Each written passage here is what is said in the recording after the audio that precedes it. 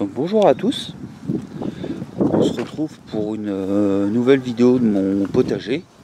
Donc on est le 1er avril, j'ai fait énormément de semis, j'ai trop rien à vous montrer ici, hein, parce que ça n'a pas beaucoup changé, à part les oignons qui poussent bien, les pommes de terre qui commencent à sortir, il y a les fraises aussi qui commencent à se former.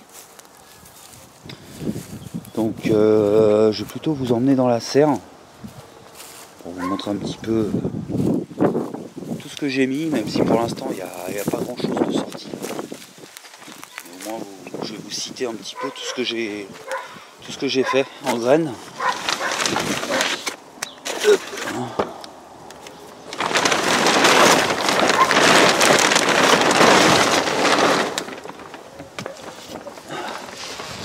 Bienvenue dans ma serre. Pardon pour le trépied. Comme vous pouvez voir, j'ai pas chômé. En même temps, j'avais que ça à foutre. Alors, je vais vider mes poches parce que je vais devoir me baisser assez souvent. Alors là, j'ai mis du chou-fleur ici. Là, vous avez mes noyaux d'avocat, graines de citron, tournesol. Bon, il fait un peu la gueule, mais je refais un pot dehors. D'ailleurs, je vais peut-être le mettre en terre, celui-là, je vais voir. Ça, c'est tout frais d'aujourd'hui. Donc, il y a tomate. Donc là, c'est de la jaune, ronde, jaune, ovale. Courge rayée, donc des fois j'ai pas toujours les noms, donc je mets des pense-bêtes, donc courge rayée. Là c'est des courges d'un ami, c'est pour ça que j'ai mis JJB. Là c'est des courges donc couleur mixte, donc ici il devrait en avoir plusieurs. Ensuite là c'est des grosses tomates rouges et vertes, c'est un peu de la cœur de bœuf mais qui est aussi verte.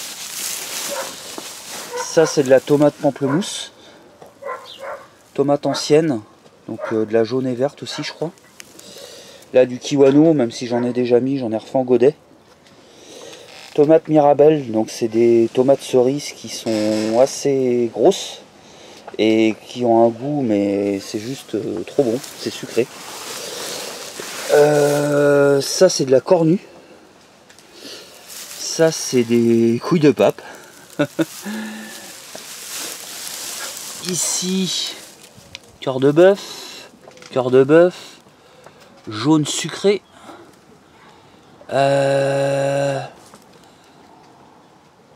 Alors ça c'est des petites tomates rouges. Apéro, ça c'est des jaunes. Ici, encore des jaunes, encore de la mirabelle, encore de l'apéro, du piment, ici.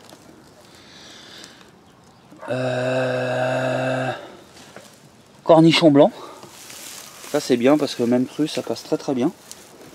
Donc noyau de mangue ici, litchi. Ensuite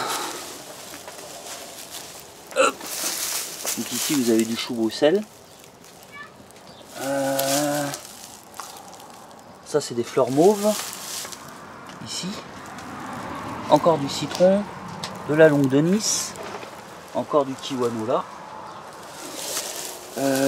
Donc là, betterave 4 couleurs, betterave classique, cornichon vert ici, les 4. Ça c'est du coqueret du Pérou. Vous voyez déjà c'est comment c'est sec là, il va falloir que j'arrose encore. Du pâtisson, de la Jack O, donc ça c'est de la courge. Du petit marron. Il va falloir que je remette une arrosoir là. Et donc mon citron qui repart toujours pas. Hein. Du gombo, là-bas, au milieu. Là c'est du panais. Du scorsonnaire. Des œillets d'Inde. La grosse caisse blanche c'est de la mâche.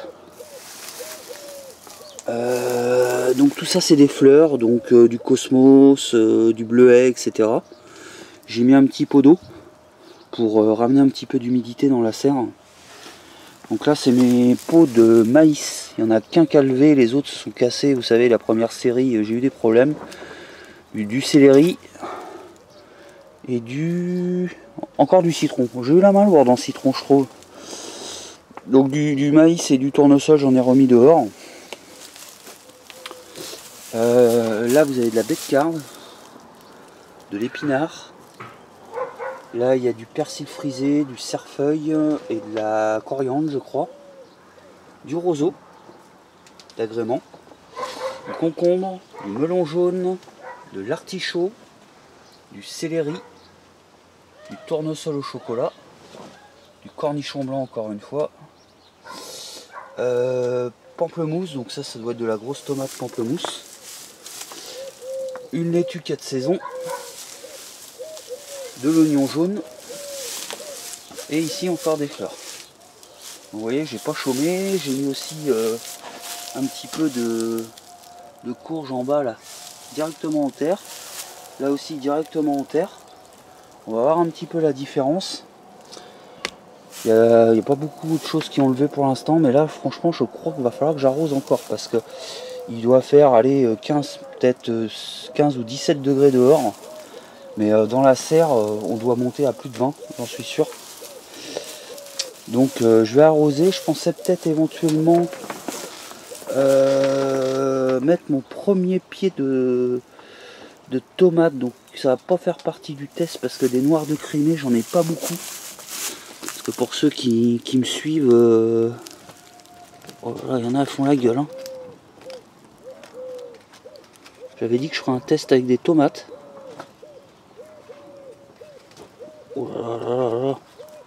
On va essayer de la retaper celle-là.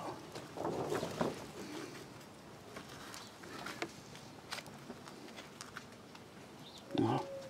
Celle-là on va éviter de la planter tout de suite. J'avais dit que je ferais un test sur des pieds de tomates.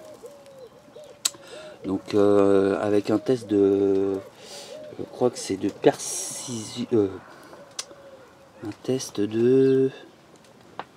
le pouvoir de la... À chaque fois j'oublie ce terme.